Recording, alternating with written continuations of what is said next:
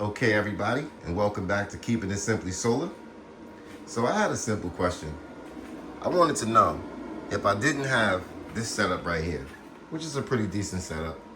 It's 348 volt, 100 amp hour batteries each for a total of about 15.3 kilowatt hours. And also I have this transformer, which is, I'm gonna do a video on this thing just by itself. This thing is awesome. But yeah, so this is a pretty decent setup that I run just, just to be off grid for how many hours out of the day while the sun is up. And I charge the batteries, and when the sun is down, then I'm able to use the battery power that was stored to continue to power the house. So right now the house is running at about 190 watts. Really nothing's on right now except the TV. The batteries are about 53.8 volts, and we're getting 255 volts in from the solar panel, going out at 240 volts. Let's see how many watts. Right now we're pulling about 800 watts. Sun's going down, it's pretty late in the day. I wanted to wait till it was later to make this video. So, okay. All right, so this inverter, this is a Y&H. This is a 230 volt, made really for, houses in Europe. It really wasn't made for the US market. That's why it's not a 240. So it's not a split phase, it's a single phase. And I use this transformer here to split the phase, to go from single phase to 240 volts, and use it to power the entire house, which I do via the panel.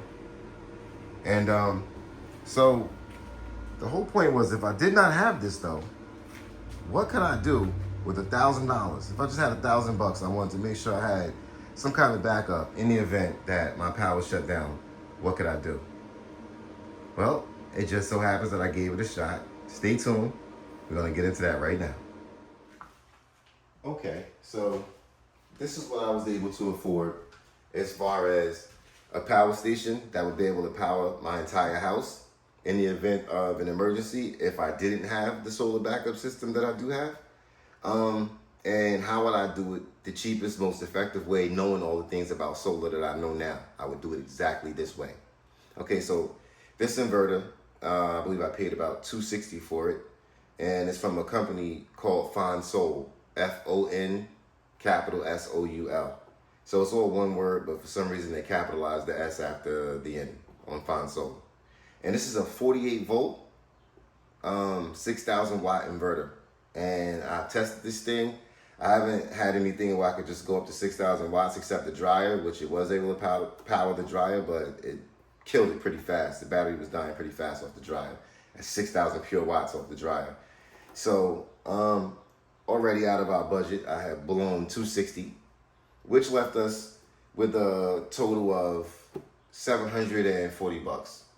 Okay, so with the remaining $740, I was able to get this battery, which I love this battery. I love golf cart batteries in general, but I really do love this battery. It's got a hard metal case. It's not like one of those plastic cheap ones. Even the connectors are great. It's just a beautiful thing. And I believe this battery was about $600. Came out to about $600, like delivered to the house. And next we got a solar charge controller. And this is made by Palmista. And this was about $90. So that completely and totally blew our entire budget, but it was completely and totally worth it. And I'll tell you what makes this so worth it. It's because if you have a transformer like the one I showed you back in the garage where the power station, the off-grid power setup is, then you'll notice that there's a 110 input. And because this puts out 110 volts, once I put it through that transformer, it comes out as 220 volts, which is enough to power anything in the house, regardless to what it is. And this right here just turned out to be such a great deal for $1,000. I can't even think of a power station where you could spend $1,000 and get what you're gonna get with this. I'll leave links in the description for the inverter, for the battery, for the solar charge controller. These wires I already had, so I'm not going to leave a link for those, but you can find these on eBay, Temu, Amazon, any of your favorite shopping sites. And yeah, the one thing about this that I thought was a little crazy was it also came with like a little remote, which I thought it was pretty cool, you know. I didn't even notice when I ordered it. So what happens with the remote is you can remotely power it on from wherever you are. This thing gets range even from my backyard. I don't know what the hell they made this out of, but you can also remotely power it off. So in the event you're in the house and you got this thing hooked up to something, the air conditioner or something like that, and you just forget and you just want to turn it off, you can literally just turn it off from wherever you are. So this thing is great. I'll probably demonstrate by making a nice little cup of coffee. What do you think? You guys should make, let me make a coffee. You guys can see that even though I won't use any of the wattage, I just don't feel like going to go do heat guns and all those different things because, again, I've already tested this thing and I'm completely and totally satisfied. I'm not being paid for this. I don't know who Fond Soul is. They don't know who I am.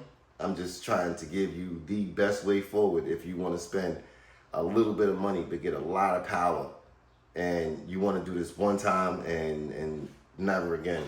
So what happens with this is the solar charge controller can be connected to solar panels, which can then import the solar power into the solar charge controller and then out to the battery at 48 volts, probably a little higher, like about 56.8 volts will be coming in here at about, I got 4 panels in the back. They're about 250 each, so it's 1,000 watts.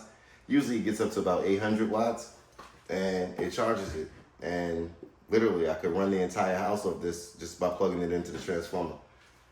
So, all right, let's get started.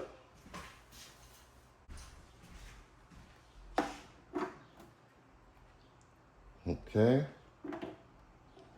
Let's go ahead and pop it on meter. There you go.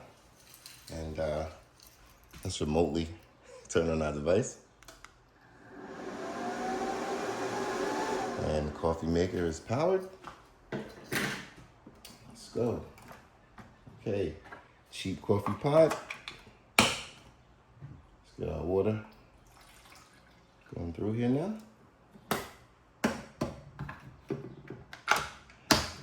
And let's go Keurig. I'm also not being paid by Keurig. Maybe some of these people should think about paying me. Okay, right now it says we're using about 1,200 watts. Let's get this thing dismounted so you guys can see. Yeah, so right now we're using about close to 1,300 watts for this cup of coffee.